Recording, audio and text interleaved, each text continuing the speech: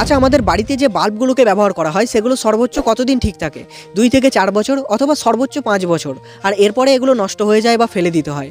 কিন্তু তুমি শুনলে অবাক হবে, ক্যালিফোর্নিয়ার লিভারমোর শহরের একটি ফায়ার স্টেশনে এমন একটি বাল্ব লাগানো আছে যেটা 1901 সালে প্রথমবারের মতো জ্বালানো হয়েছিল এবং তারপর থেকে বাল্বটি এখনও পর্যন্ত একইভাবে জ্বলছে।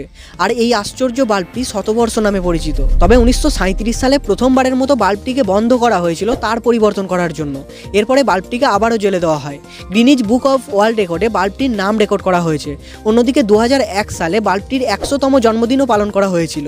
তবে বহু দূর দূরান্ত থেকে লোক এসে এই ফায়ার স্টেশনে ভিড় জমায় শুধুমাত্র বাল্বটিকে দেখার জন্য। তবে 2013 সালে বাল্বটি একবার নিজে থেকেই বন্ধ হয়ে গেছিল তারের ত্রুটির কারণে। এরপরে সেটিকে মেরামত করে দিয়ে আবারও জ্বেলে দেওয়া হয়েছে এবং তারপর থেকে কন্টিনিউ ল্যাম্পটা জ্বলে আছে।